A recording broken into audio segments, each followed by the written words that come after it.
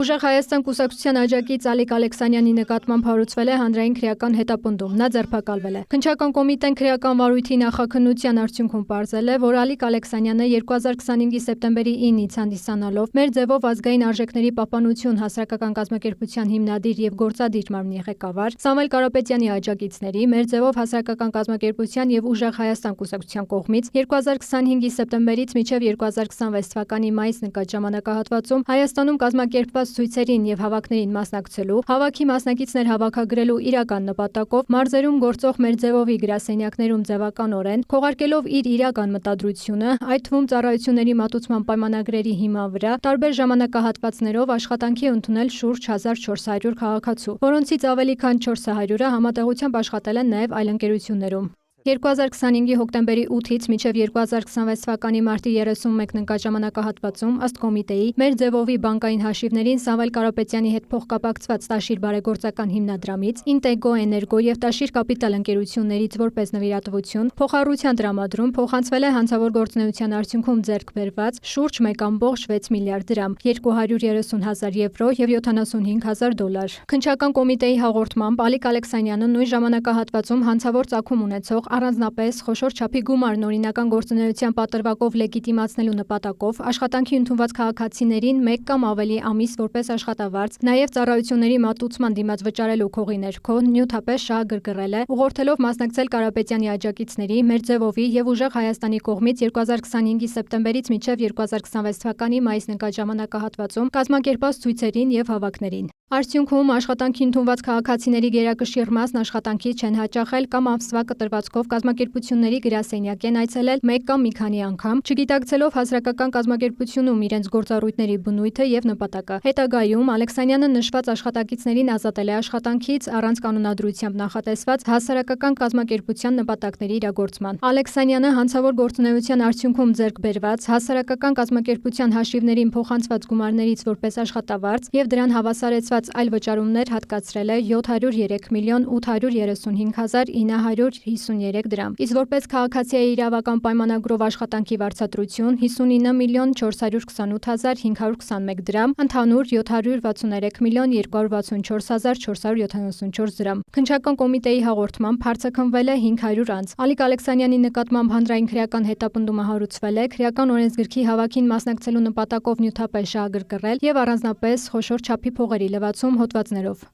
Մերի Խաչատրյան, լուրեր։